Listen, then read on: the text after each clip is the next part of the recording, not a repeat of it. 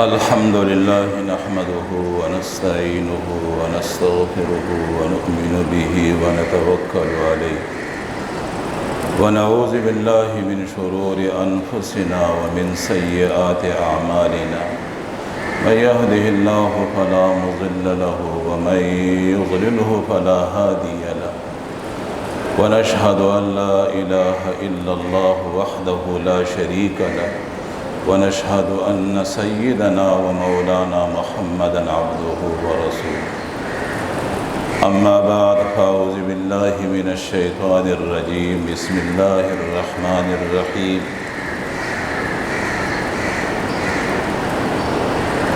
ذلك الكتاب لا ريب فيه هدى للمتقين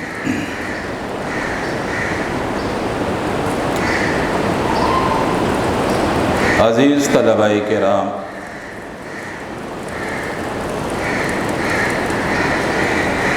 بہت ہی زیادہ خوش قسمت ہے آپ لوگ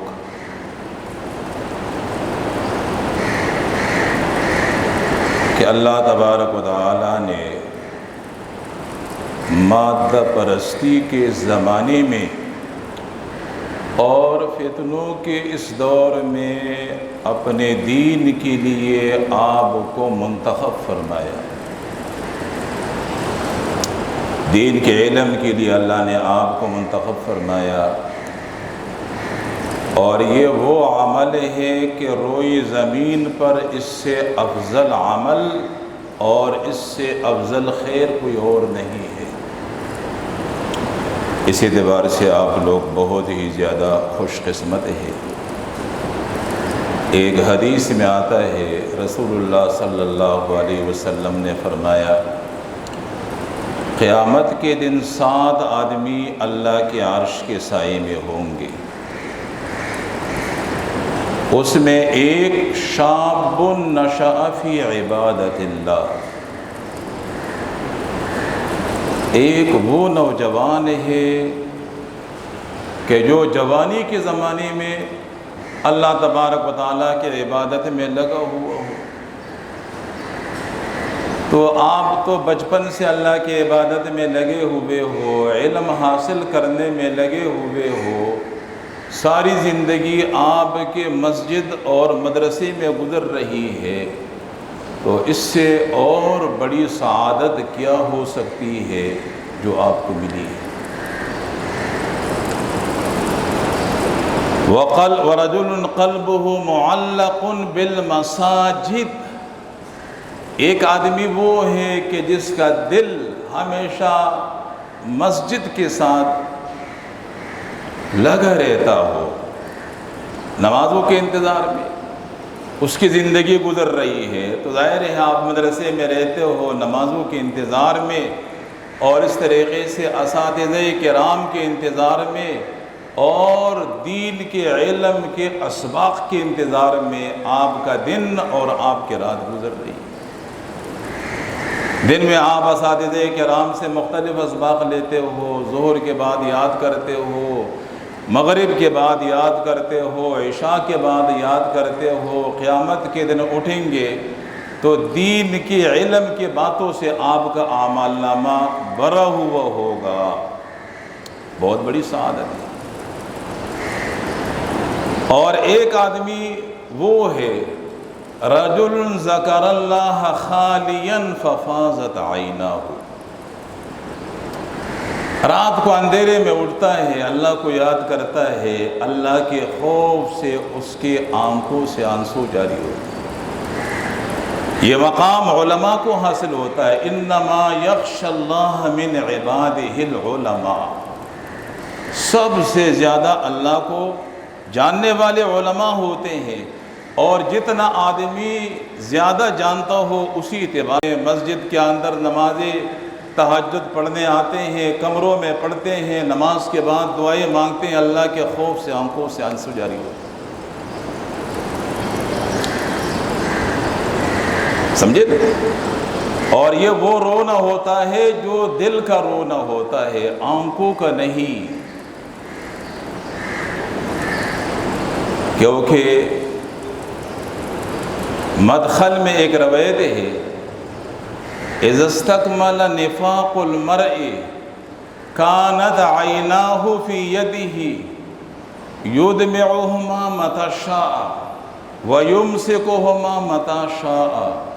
جب ایک آدمی نفاق کے اندر ڈاکٹر بن جاتا ہے، پی ایچ ڈی کر جاتا ہے، پھر اس کے آنکھیں اس کے ہاتھوں میں ہوتی ہیں، جب چاہتا ہے اس سے آنسو بہاتا ہے اور جب چاہتا ہے اس سے آنسو کو روک دیتا ہے۔ یہ منافق کا رول ہے، یہ منافق کا رول ہے۔ مجمع میں آتے ہیں، روتے نہیں ہیں، لیکن یہ ہے کہ لوگوں کو متاثر کرنے کے لیے بس رونا شروع کر دیتے ہیں، ایک بات اور پھر اس کے بعد رونا۔ بہت سارے لوگ ایسے ہوتے ہیں مجموع کے اندر بھی اللہ کے خوف سے روتے ہیں، لیکن اکثر منافق ایسا کرتے ہیں۔ اور مومن نماز تہجد کے لیے اٹھتا ہے، رات کے اندھیرے میں کمرے کے چار دیواری کے اندر بند ہوتا ہے، کوئی بھی اس کو نہیں دیکھتا، اللہ کے خوف سے روتا ہے۔ یہ مقام بھی آپ کو حاصل ہے، علماء اور طلباء کو حاصل ہے۔ تو اسی اعتبار سے بہت بڑی سعادتیں ہیں آپ کے لیے، لیکن یاد رہے آپ نے قربانی دی ہے، آپ کے والدین نے قربانی دی ہے، آپ کو فارغ کر دیا، مصروفیات کو آگے پیچھے کر دیا، اور آپ ان کے جوان اولاد ہو، آپ کو بھیج دیا مدرسہ علم حاصل کرنے کے لیے۔ مدرسے میں آنے کے بعد اگر آپ کتاب پر توجہ نہیں دیں گے، سبق میں استاذ کے سبق کی طرف توجہ نہیں دیں گے، غافل بن کر کلاس کے اندر بیٹھے رہیں گے، اور اس طریقے سے مسجد میں تکرار مطالعے کے وقت باتیں کرتے کرتے وقت گزاریں گے، تو یہ بہت بڑا ظلم ہوگا، امت کے ساتھ بھی، اپنے ساتھ بھی، اپنے والدین کے ساتھ بھی۔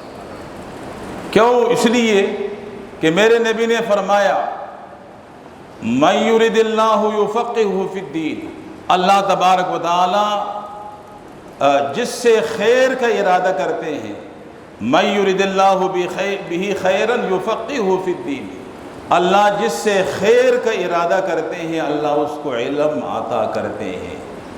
وَإِنَّمَا أَنَا قَاسِمٌ وَيُعْطِ اللَّهُ، میں علم تحقیق میں علم تقسیم کرنے والا ہوں، علم پڑھانے والا ہوں، لیکن علم کی دولت دینا میرے بس میں نہیں ہے۔ علم کون دیتا ہے؟ اللہ دیتے ہیں، اور اللہ تبارک و تعالی علم اس کو عطا کرتے ہیں جس میں علم کی طلب ہو، جس میں علم کی طلب ہو۔ بہت سارے طلباء مدرسوں میں آتے ہیں، 8 سالہ نصاب پڑھ کر یہاں سے چلے جاتے ہیں، سند اور ڈگری لے کر چلے جاتے ہیں، لیکن اس کے باوجود عالم نہیں ہوتے، جاہل ہوتے ہیں۔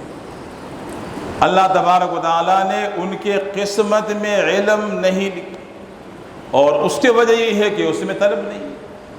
علم اللہ تبارک و تعالیٰ اس کو عطا کرتے ہیں جو مدرسے میں اپنے مصروفیات کو آگے پیچھے کر کے علم حاصل کرنے کا تہیہ کرتے ہوئے مدرسوں میں آئے، توجہ کے ساتھ پڑھے، اس کے بعد اسباق کو یاد کرے، اگلے سبق کے لیے مطالعہ کرے، اس میں شوق ہو، طلب ہو، تو پھر اللہ تبارک و تعالیٰ اس کو علم عطا کرتے ہیں۔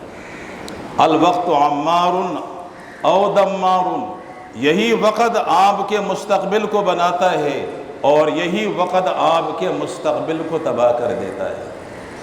اگر آج آپ نے وقت کی قدر کی اور وقت کو ضائع نہیں کیا، جس مقصد کے لیے آپ نے طویل سفر کر کے یہاں آئے ہو، اگر آپ نے ان قیمتی لمحات کو اس مقصد میں خرچ کر دیا تو آپ کا مستقبل بن گیا، آپ بہترین عالم بن جائیں گے، آپ بہترین فقیہ بن جائیں گے، آپ بہترین محدث بن جائیں گے، بہترین مفسر بن جائیں گے۔ لیکن اگر آج آپ نے اپنے وقت کو ضائع کیا اور وقت کی قدر نہیں کی تو ڈگری لے کر آپ جائیں گے، لیکن یہ ہے کہ آپ کسی کے سامنے مسائل نماز کے فرائض بیان کرنے کی بھی طاقت نہیں رکھتے ہو۔ اور ظاہر ہے کہ الناس اعداء لما جہلوا، پھر ایسے لوگ علم سے دور ہو جاتے ہیں کیونکہ ان کے پاس علم نہیں ہوتا، اور آدمی جس چیز سے بے خبر ہوتا ہے اسی کا دشمن ہوتا ہے، پھر یہی آدمی علم کا دشمن بن جاتا ہے۔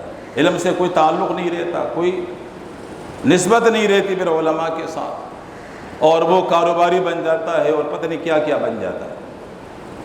اس لیے آج اپنی اوقات کی قدر کرے اور وقت سارا کا سارا اس مقصد کے حاصل کرنے میں لگائے جس مقصد کے لیے آپ نے یہ طویل سفر کیا ہے اور آپ کے والدین نے بڑی قربانی دی ہے، کیونکہ اکثر طلباء کے والدین غریب ہوتے ہیں۔ غریب کے لیے اپنے نوجوان بچے کو فارغ کرنا بہت بڑی قربانی ہے، تو ان کے اعتماد کو بھی ٹیس نہ پہنچائے، ادارے کو بھی ٹیس نہ پہنچائے، اساتذہ کے کو بھی ٹیس نہ پہنچائے، اور اس طریقے سے سب کے ساتھ امانت دیانت سے پیش آئے۔ طلباء کے لیے سب سے مہلک چیز کیا ہے؟ دوران تعلیم کاروبار کرنا، یا دوران تعلیم سیاسی جماعتوں سے وابستگی اختیار کرنا، یہ طلباء کے لیے سب سے مہلک چیز، کیونکہ مدرسے کے اندر ذہن کاروبار میں ہوتا ہے، ذہن دکان میں ہوتا ہے، اور اس طریقے سے جو کام ہے آدمی کے پاس، تو یہاں تعلیم کے وقت بھی ذہن وہاں ہوتا ہے اور سبق کے طرف آدمی متوجہ نہیں ہوتا۔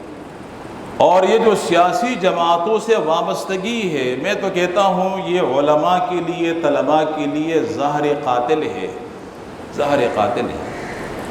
تو کم از کم اگر فراغت کے بعد آپ تعلق رکھتے ہو کسی جماعت کے ساتھ تو بالکل رکھنا چاہیے، اور جو ہمارے علماء کی جماعت ہے، علماء اس کی حمایت کرے، اس کو ووٹ دے، اس کے تائید کرے، لیکن یہ ہے کہ کارکن بننا یہ علماء کے لیے زہر قاتل ہے، آپ کو مقصد سے ہٹائے گا، کارکن بننا دور کر دے گا۔ اور خاص کر پھر دورانی تعلیم، کیوں پھر سبق سے فارغ ہونے کے بعد یہی تبصرے ہوتے ہیں، کمروں کے اندر بھی یہی تبصرے ہوتے ہیں، ہوٹل کے اندر بھی یہی تبصرے ہوتے ہیں۔ حالانکہ طلباء کو چاہیے کہ استاذ کے جانے کے بعد کلاس کے اندر علمی مذاکرہ ہو، کمروں میں جائے تو علمی مذاکرہ ہو، دوست آپس میں ملے تو علمی مذاکرہ ہو، اور اسی طریقے سے ہوٹل میں چائے پینے کے لیے اگر جائے یا کینٹین میں جائے علمی مذاکرہ ہو، یہاں تک کہ دسترخوان پر بیٹھے ہو تو اس وقت علمی مذاکرہ ہو۔ امام یوسف کا ایک شاگرد ہے، امام یوسف کے پاس آیا عیادت کرنے کے لیے۔ امام یوسف بیمار تھے اور شدید بیمار تھے۔ کہتے ہیں کہ جب امام یوسف کے پاس میں پہنچا تو امام یوسف کو بے ہوشی کا دورہ پڑا تھا۔ ہوش میں جب آئے اور مجھے دیکھا تو فوراً کہنے لگے کہ میاں یہ بتاؤ کہ رمی میں مسنون افضل طریقہ کیا ہے؟ رمی جمرات کرتے ہیں تو افضل طریقہ کیا ہے؟ سواری پر رمی کرنا یا پیادل رمی کرنا، کون سا رمی افضل ہے؟ تو میں نے کہا پیادل رمی کرنا افضل ہوگا، فرمائے نہیں۔ میں نے کہا کہ سواری پر بھی رمی کرنا افضل ہوگا، فرمائے نہیں۔ پھر خود بیان کرنا شروع کر دیا، کہا کہ جس رمی کے بعد رمی ہے وہ سواری پر کرنا افضل ہے، اور جس رمی کے بعد کوئی رمی نہیں ہے جس رمی کے بعد رمی ہے وہ پیادل کرنا افضل ہے، اور جس رمی کے بعد کوئی رمی نہیں ہے وہ سواری پر افضل ہے۔ کہتے ہیں کہ یہ مسئلہ انہوں نے سمجھایا۔ مسئلہ بتانے پر مجھے اتنا تعجب نہیں ہوا، بلکہ مجھے زیادہ تعجب اس بات پر ہوا کہ یہ نزع کا وقت ہے امام یوسف کا، اور وقت نزع میں علمی مذاکرے کا یہ شوق دیکھ کر جو ہے میں حیران ہوں۔ اور کہتے ہیں کہ جب میں وہاں سے نکلا، ابھی میں دروازے کے پاس نہیں پہنچا کہ گھر سے رونے کی آواز آئی۔ میں نے پلٹ کر پوچھا، کہا کہ امام یوسف کا انتقال ہو گیا، امام یوسف کا انتقال ہو۔ شاہ انور شاہ کشمیری رحمۃ اللہ علیہ جب بولپور کے مناظرے کا پتہ چلا تو جو ٹیم تیار ہو گئی تھی مناظرہ کرنے کے لیے ان کو بلایا، اور بلا کر ان کا تھوڑا سا امتحان لیا کہ آپ باطل فرقے کے پاس مناظرہ کرنے کے لیے جاتے ہو تو آپ کی صلاحیت و استعداد کیا ہے. ایسا نہ ہو کہ آپ ہار جائیں اور یہ بہت بڑی بدنامی ہوگی. تو خیر انہوں نے بہت اچھے جواب دیے، لیکن شاہ صاحب مطمئن نہیں ہوئے. اور شاہ صاحب نے فرمایا کہ دشمن بڑا چالاک ہے، وہ موضوع سے ہٹ کر بھی سوالات کر سکتا ہے، اس لیے میں خود جاؤں گا مناظرہ کرنے کی. اور وہی ہوا.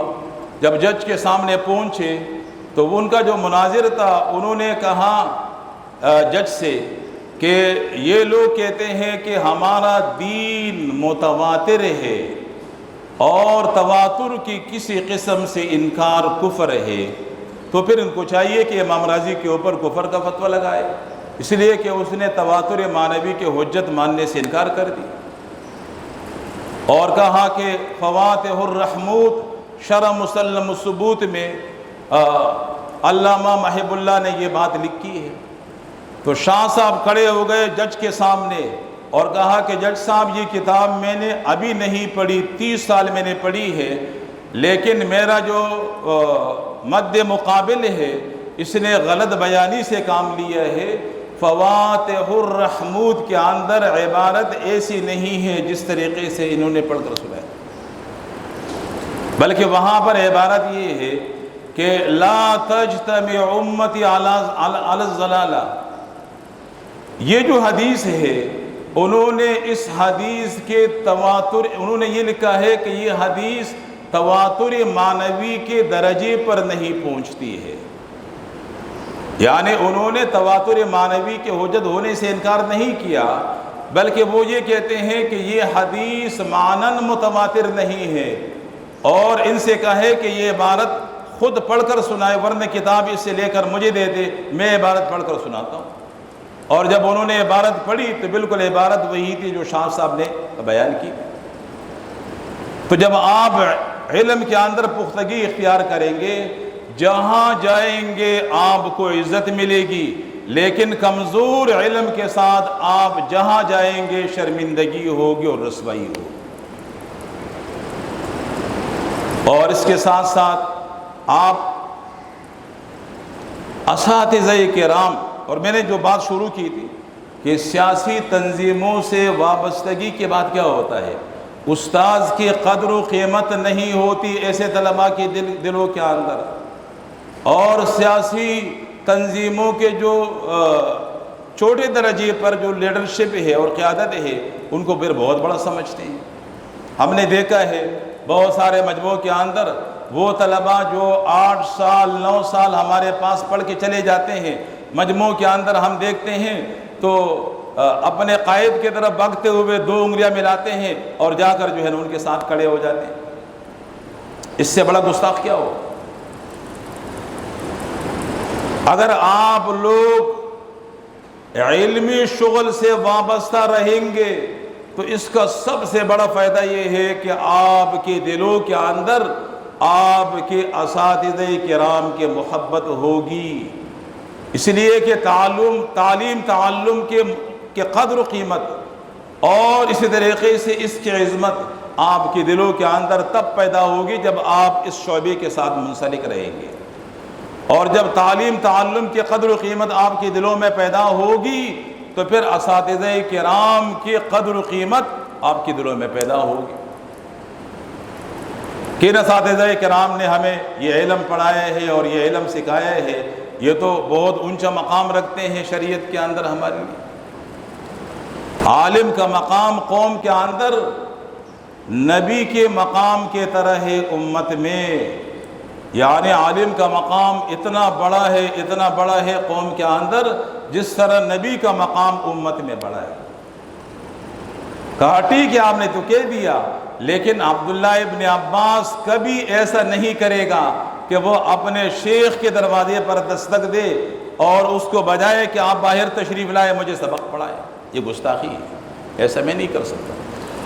اور نبی کے بارے میں اللہ نے کیا فرمایا؟ وَلَوْ أَنَّهُمْ صَبَرُوا حَتَّى تَخْرُجَ إِلَيْهِمْ لَكَانَ خَيْرًا لَهُمْ. اگر یہ لوگ انتظار کرتے یا محمد کی آوازیں نہ لگاتے، آپ باہر تشریف لاتے اور پھر یہ اپنا مسئلہ آپ کے سامنے رکھتے، تو یہ لوگوں کے لیے زیادہ بہتر تھا۔ یہ لوگوں کے لیے کیا تھا؟ زیادہ بہتر تھا۔ تو نبی کے بارے میں اللہ تبارک و تعالیٰ کا ارشاد یہ ہے کہ آپ نبی کے دروازے، کمرے کے دروازے کے قریب آوازیں نہ لگائے، دروازہ نہ بجائے، بلکہ انتظار کرے جب نبی باہر تشریف لائے، پھر اپنے مسائل ان کے سامنے رکھے۔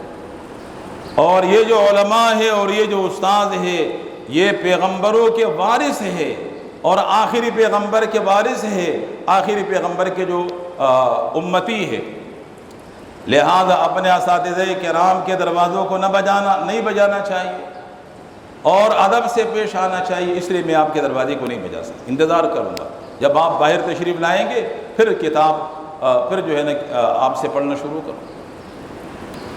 ابو عبیدہ کہتے ہیں کہ جب سے یہ اثر میرے نظروں سے گزری ہے، اس کے بعد میں نے کسی استاذ کے دروازے پر دستک نہیں دی ہے، ہمیشہ میں نے اپنے اساتذہ کرام، اپنے شیوخ کے دروازوں کے پاس انتظار کیا ان کے نکلنے۔ علامہ آلوسی کہتے ہیں کہ جب سے یہ حدیث میرے نظروں سے گزری ہے اور جب سے اس واقعے کا مجھے علم ہوا ہے، تو اس کے بعد میں نے کسی استاذ کے دروازے پر دستک نہیں دی، بلکہ ہمیشہ میں نے اپنے اساتذہ کرام کے دروازوں کے پاس انتظار کیا ہے استاذ کے نکلنے کا، تاکہ میرا استاد نکلے اور میں ان سے علم حاصل کروں۔ تو عزیز طلباء کرام، آپ سے بھی درخواست ہے کہ اساتذہ کرام کے آپ کے دلوں کے اندر اساتذہ کرام کے عظمت ہو، احترام ہو، اور اسی طریقے سے مدرسے کا جو انتظامیہ ہے، ناظمین وغیرہ، ان کا احترام ہو آپ کے دلوں کے اندر۔ نظم و ضبط سے متعلق جو احکامات آپ کو دے، آپ اس کو رد نہ کرے، بلکہ آپ اس کو قبول کرے، اس لیے کہ اس میں آپ کی بہتری ہوگی، اور اس طریقے سے آپس کے اندر ایک دوسرے سے محبت کرتے ہوئے زندگی گزارے، ایک دوسرے کو آنکھیں نہ دکھائے، اور اس طریقے سے صبر سے، تحمل سے کام لے، اور اسی طریقے سے لڑائی کے طرف، جھگڑوں کے طرف نہیں جاتے ہیں۔ طلباء تو اکثر و بیشتر بھائیوں سے بھی زیادہ ایک دوسرے سے محبت سے پیش آتے ہیں، لیکن کبھی کبھی کسی کے بعد کسی کو ناگوار لگتی ہے تو میں ہو جاتی ہے، اس لیے اس سے بھی گریز کرے، اور اس طریقے سے علم کے شائع نشان تحمل ہے، برداشت ہے۔ علم وہ زیور ہے کہ جو آدمی کے اندر صبر کے جذبوں کو پیدا کرتا ہے، تحمل اور برداشت کو پیدا کرتا ہے۔ تو ظاہر ہے اتنا بڑا مجمع جب ایک جگہ جمع ہوتا ہے تو وہاں پر صبر کرنا ضروری ہے، تحمل ضروری ہے، اور اس طریقے سے برداشت ضروری ہے، تاکہ نظم و ضبط کے ساتھ آپ کا یہ سفر جاری ہو، اور اس طریقے سے ادارہ ترقی کے طرف پر جو ہے نا گامزن رہے، اور کسی کام کے اندر رکاوٹ پیدا نہ ہو۔ اللہ تبارک و تعالی جو کچھ کہا گیا اس پر ہمیں عمل کرنے کی توفیق عطا فرمائے۔